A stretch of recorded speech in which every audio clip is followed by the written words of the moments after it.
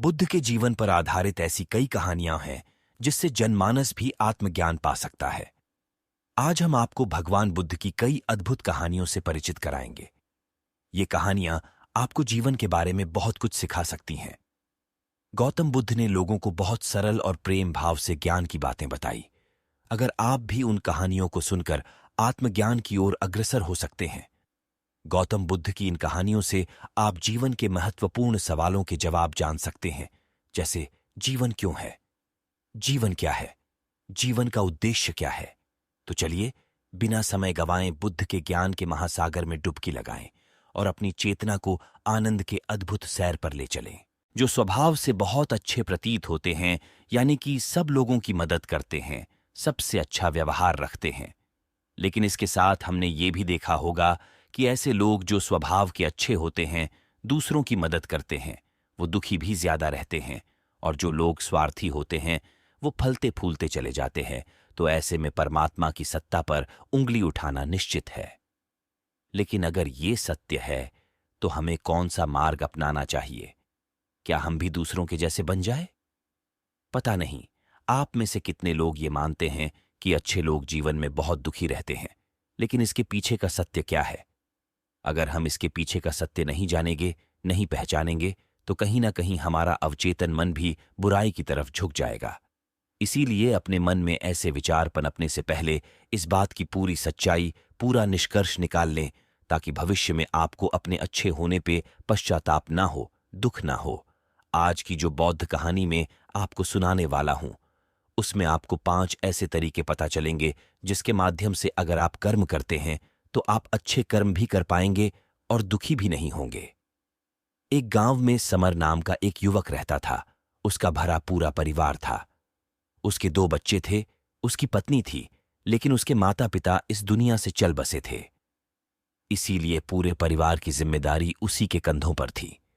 बच्चे अपनी पढ़ाई करते थे और उसकी पत्नी अपने घर गृहस्थी के कामों के साथ गाय, भैंस, बकरी इत्यादि का दूध बेचकर अपना घर चलती थी और समर पहाड़ में पत्थर तोड़ने का काम करता था। बहुत ही मेहनत भरा काम था। पूरे दिन काम करता तो रात को थक कर घर पर वापस लौटता। लेकिन इतनी मेहनत करने के बाद भी अगर समर को गांव का कोई भी आदमी मदद के लिए बुलाता तो समर कभी भी मना नहीं करता था। उसके जीवन का एक ही सिद्धांत था, अगर मैं दूसरों की मदद करूंगा तो परमात्मा मेरा साथ देंगे, परमात्मा मेरे साथ कुछ बुरा नहीं होने देंगे। समर अपने इस सिद्धांत का पालन बहुत ही कड़ाई के साथ करता था। वह इस सिद्धांत पर इतना विश्वास करता था कि अगर कोई बाहर का आदमी उससे मदद मांग ले तो वो अपने घर का काम भी अधूरा छोड़कर उस आदमी की मदद करने के लिए पहुंच जाता था, जिसकी वजह से उसकी पत्नी बहुत परेशान रहती थी। वो अक्सर समर को समझाने की कोशिश करती थी कि सबसे पहले अपना काम करो, अपने परिवार को देखो, 2 बच्चे हैं हमारे, और फिर भी तुम दूसरों के काम करने में लगे रहते हो। अरे अपने घर को तो संभालो, अपना घर संभाल नहीं रहा, दूसरों की मदद करने चले हैं। और जब ऐसी ऐसी बातें समर के कानों में पड़ती तो उसके हृदय में कांटा चुभने लगता था और उन दोनों में लड़ाई झगड़ा शुरू हो जाता था। अक्सर उनके लड़ाई झगड़े का यही सबसे बड़ा कारण होता था। लेकिन ना तो समर अपने आप को बदल पाया और ना ही उसकी पत्नी ने उसको समझाना कभी बंद किया। इसी वजह से आए दिन उनके घर में क्लेश होता रहता था। जहां तक उस गांव वालों की बात थी तो वो समर के स्वभाव को जानते थे और वो जानबूझकर जो काम आसान भी होता था, जो उनके सामर्थ्य में भी होता था, उस काम के लिए भी वो समर को बुलाते थे ताकि उन्हें कम मेहनत करनी पड़े। कहने का अर्थ ये है कि गांव वाले समर की इस शिष्टाचार का फायदा उठाते थे, लाभ उठाते थे और सब पीछे से उसका मजाक उड़ाते थे, उसे बेवकूफ कहते थे। एक दिन समर की पत्नी बहुत ज्यादा बीमार पड़ गई। समर से जो कुछ भी हो सकता था उसने वो सब अपनी पत्नी के लिए किया। उसने गांव के वैद्य को बुलाकर अपनी पत्नी की जांच करवाई, लेकिन ये रोग उस वैद्य की पकड़ के बाहर था। इसीलिए उस वैद्य ने कहा कि तुम अपनी पत्नी को नगर में जाकर किसी बड़े वैद्य को दिखाओ तो तुम्हारी पत्नी की जान बच सकती है। जल्द से जल्द नगर पहुंचने की व्यवस्था करो, नहीं तो तुम्हारी पत्नी के प्राण संकट में हो जाएंगे। ये सुनकर समर के पैरों तले जमीन फिसल गई। उसने ये नहीं सोचा था कि उसकी पत्नी के प्राण संकट में है। वो सोच रहा था कि कोई साधारण सा रोग होगा जिसका इलाज हो जाएगा। लेकिन जब उसने वैद्य की यही बात सुनी तो वो घबरा गया। अब पत्नी को नगर तक कैसे लेकर जाए, क्योंकि उसके पास इतना धन नहीं था कि वो अपनी पत्नी के लिए एक घोड़ा गाड़ी करके उसमें अपनी पत्नी को लिटाकर नगर में ले जा सके। उसकी पत्नी की हालत बिल्कुल चलने की भी नहीं थी, इसलिए उसे नगर पहुंचाने के लिए किसी घोड़ा गाड़ी की जरूरत थी। संयोग से उसके पड़ोसी रामू के पास एक घोड़ा गाड़ी थी। वो अक्सर व्यापार के लिए अपनी घोड़ा गाड़ी नगर में लेकर जाया करता था। इसीलिए समर के मन में विचार आया कि मैं रामू की घोड़ा गाड़ी ले सकता हूं। मैं रामू की इतनी मदद करता हूं, कभी उसके काम को नहीं टालता, तो वो तो मेरे काम को कभी मना ही नहीं कर सकता।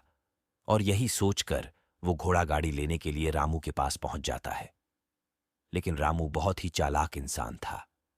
वो बिना किराए के अपनी घोड़ा गाड़ी अपने सगे संबंधियों के लिए भी नहीं ले जाता था, तो समर की तो दूर की बात रही।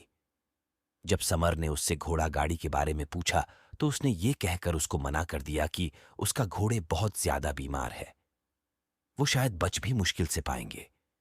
5 दिनों से वो कुछ नहीं खा रहा, तो ऐसे में बेचारा घोड़ा गाड़ी लेकर कहा, नगर तक पहुंच पाएगा?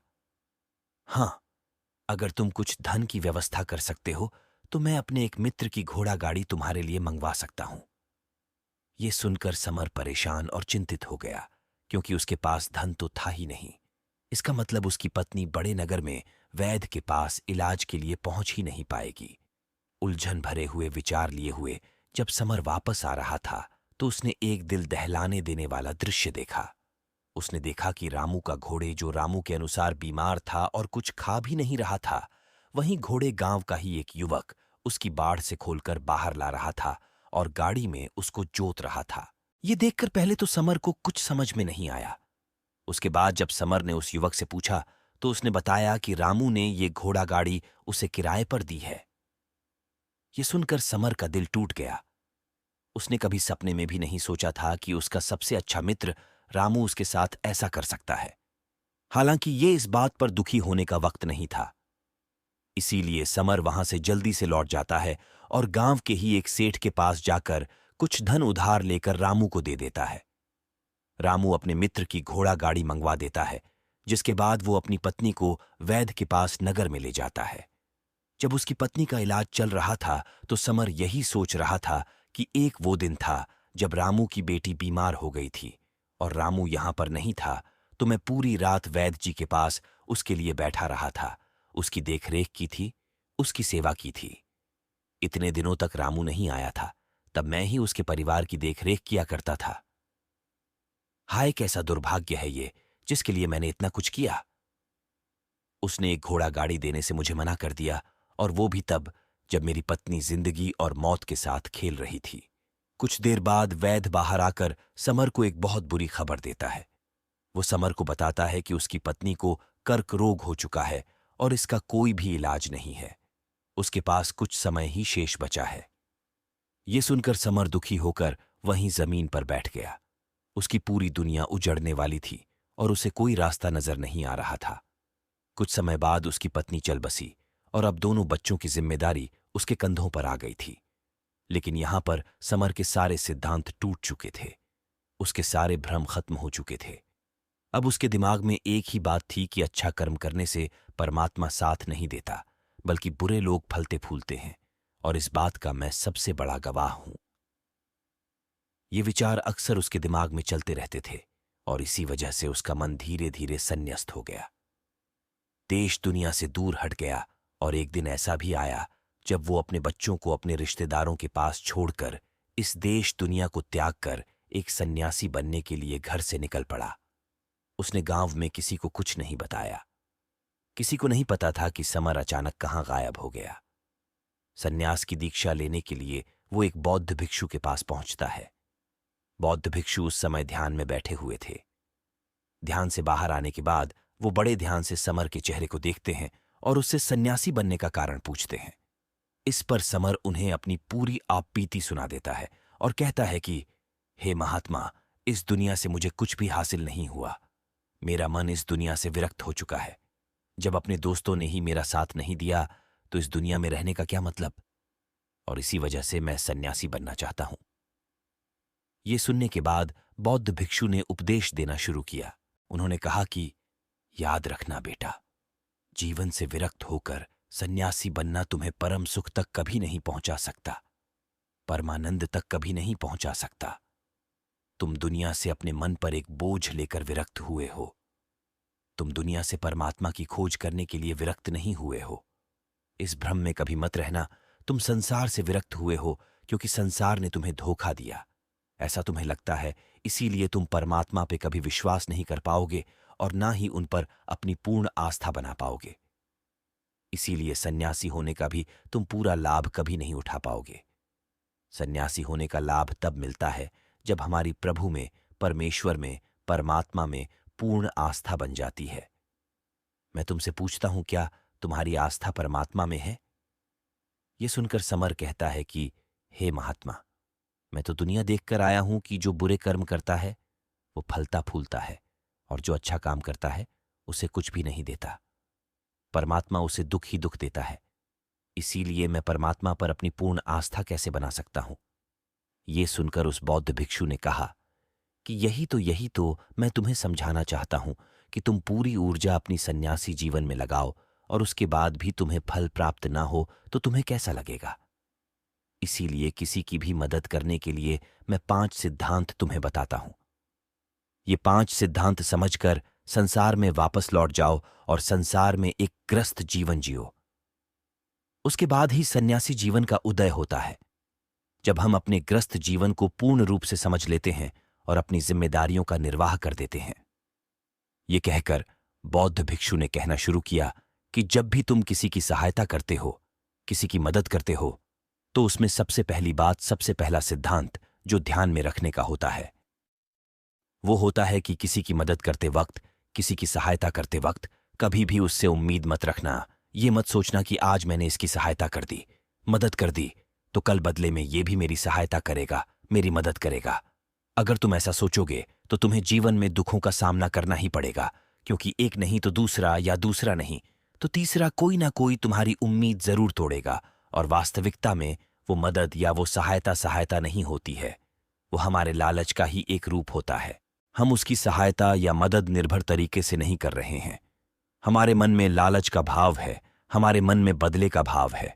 हम ये सोचकर मदद करते हैं कि इसकी मदद कर देता हूं तो कल ये मेरा भी मदद करेगा, और यही लालच हमें अक्सर उन लोगों की मदद करने पर विवश करता है जो किसी न किसी रूप में धनवान होते हैं, क्योंकि हमें लगता है कि कल ये आदमी धन के द्वारा मेरी मदद कर सकता है। और इसीलिए जिस इंसान को वास्तविकता में मदद की आवश्यकता है, हो सकता है वो गरीब हो, लेकिन हमारा मन अपने लालच के वशीभूत होकर उसकी मदद कभी नहीं करेगा। इसीलिए किसी की मदद और किसी की सहायता करने के अपने विचार को विस्तार दो। केवल एक प्रकार के वर्ग के लिए अपनी सहायता या अपनी मदद पेश मत करना, उन सब के लिए समान होनी चाहिए। जरा सोचो, एक तरफ तुम्हारा मित्र हो जिसके पास धन है, संपदा है, और दूसरी तरह कोई गरीब औरत हो जो भूखी बैठी हुई है। तुम्हारा दोस्त तुमसे कहता है कि यार आज तो खाने के लिए अच्छे अच्छे पकवान मंगवा लो बाजार से, और दूसरी तरफ वो औरत तुमसे 2 सूखी रोटी मांग रही है, तो तुम किसकी मदद करोगे? कौन मदद का हकदार सबसे पहले है? सबसे पहले हमारा कर्तव्य बनता है कि उस औरत की भूख मिटाए, लेकिन अक्सर इंसान ऐसे नहीं सोचता। वो अपने दोस्त को तो खिला देगा, उसको तो बाजार से बहुत महंगी वस्तु मांगा के दे देगा, लेकिन किसी गरीब को उसकी भूख मिटाने के लिए पैसा या धन नहीं देगा। दूसरी बात जो ख्याल में रखने की है वो ये कि सहायता करते वक्त हमारा लालच कभी भी उसके साथ नहीं जुड़ना चाहिए। अक्सर हम जब किसी की मदद करते हैं तो हमारा लालच और हमारा स्वार्थ ही उसके साथ जुड़ा होता है, और हम अपनी भविष्य की योजना तैयार करके उस आदमी की मदद करते हैं। हम ये सोचते हैं कि अगर मैं इसका ये काम करूंगा तो भविष्य में ये आदमी मेरा वो काम पूरा कर देगा, और वो सहायता, वो मदद बिल्कुल भी परमात्मा के द्वार को नहीं खटखटाती, क्योंकि वो लालच है। जाहिर है आप अपने आप को धोखा देने के लिए अपने लालच को एक सहायता, एक मदद का रूप दे रहे हैं। तीसरी बात जो ख्याल रखने की है वो ये कि अपने सामर्थ्य के हिसाब से दूसरे की मदद करो। कभी भी एक ग्रस्त आदमी को किसी की इतनी सहायता नहीं करनी चाहिए जिससे कि उसका परिवार और उसके बच्चे कष्ट में जीवन बिताएं। सबसे पहला फर्ज हमारा होता है अपने परिवार को सुखी रखना, उनकी जरूरतें पूरी करना, और उसके बाद दूसरों की मदद करना आता है। लेकिन कुछ लोग दूसरों की मदद पहले करते हैं और अपने परिवार को तवज्जो कम देते हैं, जिससे कि परिवार में लड़ाई झगड़े आए दिन पनपते रहते हैं। और ये सब हम समाज में देखते रहते हैं, अपने आसपास। अगली बार जो ख्याल में रखने की होती है वो ये कि अपना कर्म, अपनी जिम्मेदारियां पहले निभानी होती है। हम अपना कर्म, अपना काम छोड़कर पहले दूसरों की मदद करने के लिए चले जाते हैं, और जब दूसरा बदले में हमारी मदद नहीं करता तो हमारा दिल दुखी हो जाता है। हम सोचते हैं कि मैंने तो अपना काम छोड़कर उस आदमी की मदद की थी और वो आदमी मेरी मदद ही नहीं कर रहा है। इसीलिए अपना कर्म सर्वोपरि, अपना कर्म सबसे ऊपर, क्योंकि वही काम करने के लिए इस दुनिया में हमारा जन्म हुआ है। और सबसे आखिर में जो बात समझने की है वो ये कि परमात्मा की मर्जी से ही सब कुछ होता है। हमारा कर्तव्य है अपने कर्म को करते जाना। करनी धरनी तो ऊपर वाले के हाथ में है, इसीलिए जो कुछ भी होता है सब ऊपर वाले पे छोड़ दो। अगर तुम्हें कोई धोखा भी देता है तो ये समझ के चलो कि वो सब ऊपर वाले की करनी होती है। आप ये मान के चलो कि मैं करता नहीं हूं, मैं तो एक माध्यम हूं, करवाने वाला तो वो है, उसके सामने किसकी मर्जी चली। जब ये आस्था, ये विश्वास हमारे मन में पनपने लगता है तो हमारी सारी शिकायतें दूर हो जाती है, क्योंकि इस दुनिया में जो भी होता है अच्छे के लिए होता है। जो भी हो रहा है अच्छे के लिए हो रहा है, और जो भी होगा अच्छा ही होगा। चाहे हमारी बुद्धि आज वर्तमान में इस सिद्धांत को ना समझ पाए, लेकिन जीवन में कभी ना कभी किसी न किसी मोड़ पर आपको जरूर ये एहसास होगा कि जो हुआ था वो अच्छे के लिए ही हुआ था। इसीलिए सारी शिकायतें दूर कर दो और बस अपना कर्म करते जाओ।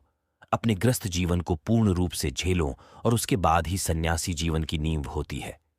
इसके बाद बौद्ध भिक्षु ने समर को कहा कि वापस अपने गांव लौट जाओ, अपनी बेटियों को वापस लेकर आओ, उन्हें पालो पोसो, अपने बच्चों को वापस लेकर आओ, दूसरी शादी कर लो, लेकिन बच्चों का पालन पोषण अच्छे तरीके से करो। ये सुनकर समर अपने बच्चों के साथ अपने गांव में वापस लौट आता है। गांव में किसी को खबर नहीं थी कि समर कहां पर गया हुआ था और वो क्या ज्ञान लेकर वापस लौटा है। लेकिन अगले दिन सुबह सुबह गांव वालों ने समर के चेहरे पर एक अलग ही चमक, एक अलग ही आभा पाई। दोस्तों, उम्मीद है आपको यह कहानी पसंद आई होगी। अगर आपको यह कहानी पसंद आई हो तो अपने दोस्तों और परिवार के साथ जरूर शेयर करें।